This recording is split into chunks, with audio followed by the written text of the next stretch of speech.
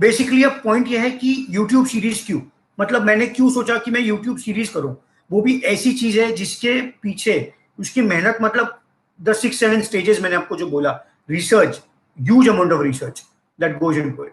Research के बाद आपके थॉट्स को स्ट्रक्चर करना, ठीक है, स्क्रिप्टिंग करना, स्क्रिप्टिंग के बाद रिकॉर्डिंग, रिकॉर्डिंग के लिए टाइम लगता है काफी।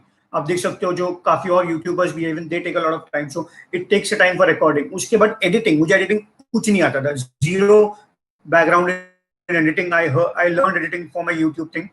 सो doing all of that, but why, I mean क्या जरूरत थी जब I am not getting any financial incentives out of it, so do this. उसके पीछे दोस्तों मेरा सबसे इंपॉर्टेंट रीजन था ब्रिजिंग इन्फॉर्मेशन एसिमेट्री। अब आप में से जिन लोगों को नहीं पता है कि what does it mean to bridge information asymmetry, तो मैं आपको बता दूं कि ऐसे बहुत सारी चीजें हैं जो नॉलेज डिपेंडेंट है। मतलब हमारे देश में कुछ ऐसे लोग हैं जो वो चीज जानते हैं, and a large amount of a population are masses don't know much of those things. तो वो चीजें लोगों को बताना सिंपल भाषा में, वरना होता क्या जनरली पॉलिसी में कि पब्लिक पॉलिसी प्रोफेशनल्स अपने एक अलग कुकून में होते हैं, वो अपने एक अलग दुनिया में होते हैं। They write articles in newspapers, they talk on news channels, but it's just like talking to each other. But that too is not something that I was excited about. So I got published with Asia Times, Policy Times and First Post पिछले कुछ दिनों में, मतलब 4-5 महीने पहले। When I got published, okay, सब लोग appreciate करते हैं कि बहुत अच्छा पब्लिश हो गया, CV स्ट्रांग हो गया, all of that. But what really struck me that कितने लोग पढ़ रहे हैं, क्योंकि मॉडर्न डे ऑडियंस का अटेंशन डेफिसिट बहुत ज्यादा होता है। आपके अटेंशन डेफिसिट को देख के ऐसी चीजें आपको बतानी है जो आपके लिए रेलिवेंट है, और ऐसी तरीके से आपको बतानी है जो आपको सुनने में अच्छा लगेगा। सो इसीलिए इंफॉर्मेशन एसिमेट्री को ब्रिज करना, जो चीजें पॉलिसी और पॉलिटिक्स के हिसाब से रेलिवेंट है, लोगों को ये बताना कि how will it have an effect on their lives, on their everyday lives, that was my motive number 1। और उसका जो इफेक्ट है that is not just educative, मतलब ये चीजें सिर्फ लोगों को एजुकेट करने के लिए नहीं कर रहे, इसके पीछे बहुत डीप थॉट है दोस्तों। तो वो थॉट क्या है? तो थॉट ये है कि आपकी रैशनैलिटी इंक्रीज करना, आपका नॉलेज बेस बढ़ाना, लेकिन मोर इंपॉर्टेंटली आपको एक पर्सपेक्टिव देना on issues of policy and politics, कि ये चीज आपके लिए इंपॉर्टेंट क्यों है। बहुत बार ऐसे होता है कि मीडिया उन चीजों के बारे में बात करती है जो टॉपिकल है, जो आज के करंट इश्यूज के लिए इंपॉर्टेंट है, लेकिन बहुत सारे ऐसे भी इश्यूज होते हैं जो कि नॉन टॉपिकल है, मतलब करंटली अभी न्यूज में नहीं है लेकिन इंपॉर्टेंट है। तो इन चीजों पे भी मुझे फोकस करना है, राइट। उसके बाद इश्यूज का रूट कॉज एनालिसिस करना कि एग्जैक्टली अगर ये चीजें हो रही तो ये चीजें हो क्यों रही है, ये लोगों तक बताना, ठीक है। एंड आपको एक होलिस्टिक पिक्चर देना। जनरली दोस्तों होता क्या है कि अगर हमें एक किसी चीज का इशू होता है तो हम बोलते हैं कि एक तो पॉलिटिशियन को, इफ यू इधर ब्लेम योर पॉलिटिशियन और यू ब्लेम योर ब्यूरोक्रेट, और अगर आपको कुछ समझ में नहीं आ रहा तो आप डायरेक्टली ब्लेम करो प्राइम मिनिस्टर को। But that is not how things work.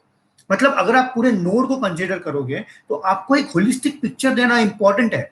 लोगों को अगर ये परसेप्शन होगा कि हमें हर चीज के लिए गवर्नमेंट ने पैसा देना चाहिए, तो दोस्तों आपको ये बताना पड़ेगा हम पॉलिसी प्रोफेशनल्स को कि government is just like any other family. इसका मतलब गवर्नमेंट के लिए कोई इनपुट होता है पैसे का, कुछ आउटपुट होता है और कुछ प्रायोरिटीज होती है, जैसे हमारे फैमिली में होता है। फैमिली में हमारा इनकम होता है, हमारे खर्चे होते हैं, और हमें ये डिसाइड करना पड़ता है कि हमें खर्चे कहाँ करने हैं। So the same is the case with government. कोई कोई एक ऐसा सोर्स नहीं है जहां से अनलिमिटेड पैसा बाहर जा रहा है। तो ये चीजें भी लोगों तक पहुंचाना ये बहुत इंपॉर्टेंट है, बिकॉज इसी से बढ़ेगा सिविक पार्टिसिपेशन, ठीक है, demand based political economy. So basically मेरा आइडिया क्या है, इंफॉर्मेशन एसिमेट्री को ब्रिज करो, लोगों को वो चीजें बताओ जो उनके लिए इंपॉर्टेंट है। उसके बाद लोगों को मोटिवेट करो कि लोग राइट क्वेश्चंस पूछे, लोग राइट क्वेश्चंस पूछे, एंड फिर लोग ये समझे कि उनके लिए क्या इंपॉर्टेंट है। जब लोगों को ये समझ में आएगा कि उनके लिए क्या इंपॉर्टेंट है, तब वोट्स, आज पॉलिटिक्स में जो वोट्स इतने इंपॉर्टेंट होते हैं, तो वो लिंक करेंगे उन इश्यूज को अपने वोट्स के साथ। पॉलिटिशियंस को ये समझ में आएगा कि लोगों को ये चाहिए, हमें लोगों को ये देना पड़ेगा, और अगर हम लोगों को ये चीज देंगे तो हमें वोट्स मिलेगा। तो ये क्रिएट करेगा एक डिमांड बेस्ड पॉलिटिकल इकोनॉमी। आज क्या होता है दोस्तों, हमें हमारे देश के पॉलिटिशियंस को भी समझना पड़ेगा। Politics is a time bound profession. मतलब एक पॉलिटिशियन अपने पावर में आता है 5 साल के लिए, तो उसके पीछे ये चैलेंज होता है कि 5 साल में कैसे वो चीजों को एग्जीक्यूट करे एंड कैसे वो परसेप्शन ड्राइव करे ताकि वो फिर से इलेक्ट होके आए, है ना। तो हमें इन चीजों को समझना पड़ेगा कि पॉलिटिक्स को क्या डिटरमाइन करता है। एंड पॉलिटिक्स में सिर्फ सिर्फ एक टाइम बाउंड प्रोफेशन नहीं है, it's a very high risk profession and a very capital incentive profession. इसका मतलब क्या है कि आपको पॉलिटिक्स में आने के लिए, आज अगर एक आम इंसान को पॉलिटिक्स में आना है तो उसके लिए एक हेवी इन्वेस्टमेंट है। तो इस चीज की वजह से एंट्री बैरियर्स पॉलिटिक्स में हाई है। तो हम क्या करेंगे, हम मतलब मेरा विजन क्या है कि अगर इश्यूज चेंज हो गए, अगर लोगों का डिमांड, जिस इश्यूज पे लोग डिमांड कर रहे हैं वोट्स, वो चेंज हो गए, तो ऑटोमेटिकली पॉलिटिक्स में प्रायोरिटीज चेंज होंगे और ऑटोमेटिकली पॉलिसीज चेंज होंगे। अब आप लोगों को लग रहा होगा कि यार कितना हाइपोथेटिकल बातें कर रहा है, एक इंसान के बस में है नहीं। हाँ लोग दोस्तों, मुझे पता है कि एक इंसान के हाथ में कुछ नहीं है।